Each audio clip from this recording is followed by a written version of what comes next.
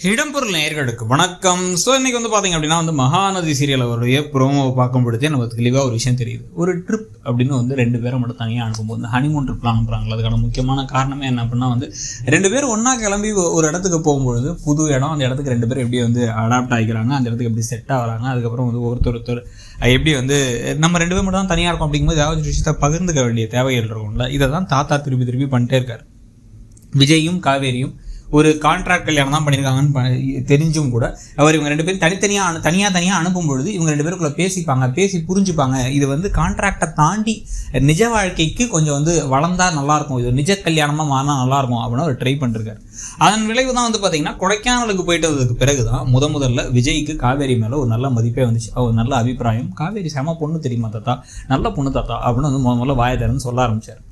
So இதெல்லாத்துக்கு பிறகு அதுக்கப்புறம் பல ட்ரிப்புகள்லாம் அங்கே இங்கெல்லாம் போயிட்டு இப்போ இந்த ஃபார்ம் ஹவுஸுக்கு அனுப்புனதுக்கு பிறகு ஃபார்ம் ஹவுஸில் அவர் அவருடைய பழைய காதலை நினைவு கூர்ந்து மனசெல்லாம் உடஞ்சி அவங்களுடைய காதலை பற்றி எல்லா கதையும் சொல்லும் பொழுது இவங்க ஆறுதலாக இருந்து அப்படியே பார்த்துக்கவும் செய்ய பாசமாக பார்த்துக்கிட்டு சாப்பாடை ஊட்டி விட்டு தூங்க வச்சு கூடவே தூங்கி எல்லாம் பண்ணி பேசி அதுக்கு பிறகு கார் ஓட்ட கற்றுக்கிறோன்னு சொல்லிட்டு ஒரு ஜாலியெல்லாம் பண்ணிவிட்டு ஸோ எப்படியோ இப்போ கிளம்பி வந்ததுக்கப்புறம் பார்த்தீங்கன்னா அவங்க 2 பேத்துக்குள்ளார ஒரு நெருக்கம் நல்லாவே அதிகமாகிடுச்சு. ஆனால் இந்த சமயத்தில் ஏற்கனவே தேவையில்லாத வேலை பண்ணிட்டார் விஜய்ங்கிறது வேறு விஷயம். விஜய் போய் அதை நிவின் கிட்ட சொல்லி நிவின் இப்போ எப்போ இலவு காத்த கிளியாட்டம் காத்துக்கிட்டு இருக்காரு, வந்துருவாங்கன்ட்டு காத்திருந்து காலங்கள் போனது அப்படின்ட்டு.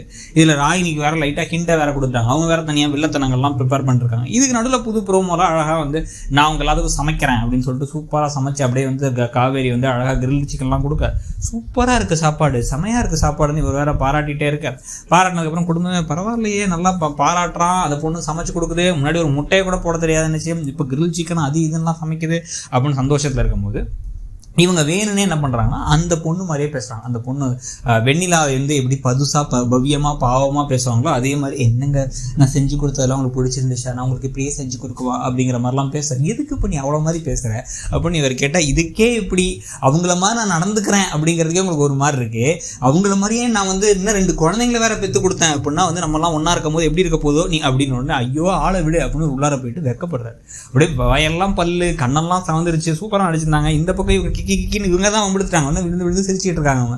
ஸோ இதெல்லாமே பார்க்கும்பொழுது நமக்கும் அழகாக இருக்குது. இந்த பேர் அப்படியே நிறைய பேர் கமெண்ட் செக்ஷன்லாம் போட்டுருந்தாங்க, ஒரு 10 தடவை பார்த்தாங்க இதே ப்ரோமோ திருப்பின்ட்டு. ஸோ அவ்வளோ தூரம் நல்லா இருக்கும்பொழுது அப்படியே ஒரு கட்டத்துக்கு மேலே இவங்க 2 பேர் மனசுலேயும் நம்ம ஏன் நிஜமாவே ஜோடியாக ஆகிடக்கூடாது, இது கான்ட்ராக்ட்லாம் வேணாம், அந்த கான்ட்ராக்டை கிழிச்சு போட்டு நம்ம கணவன் மனைவி ஆகிடக்கூடாது அப்படின்னு அவங்க ஒரு முடிவுக்கு ஒரு காதல் 2 பேருக்கு இருந்து அதை வெளிப்படுத்திக்கலான்னு அந்த சமயத்தில் தான் நிவின் ஒரு குண்டை தூக்கி போடுவார்னு நினைக்கிறேன். இவர் குண்டை தூக்கி போட்டு எனக்கு தெரியும் விஜய் காத்திருந்து திருப்பி நான் கல்யாணம் பண்ணி சொன்னாருங்க, இவர் யார் அதை சொல்கிறதுக்குன்னு சொல்லிட்டு நிவினுக்கும் இல்லாமல் விஜய்க்கும் இல்லாமல் தனியாக கோவமாக காவேரி போக அப்புறம் என்ன ஆக போகுதுன்னு கதை போகுது. அதை பற்றி உங்கள் கருத்து என்னங்கிறத சொல்லுங்கள். தேங்க்யூ. இடம்பொருள் நேயர்களுக்கு வணக்கம். ஸோ இன்னைக்கு பார்த்தீங்க அப்படின்னா மகாநதி சீரியல் அவருடைய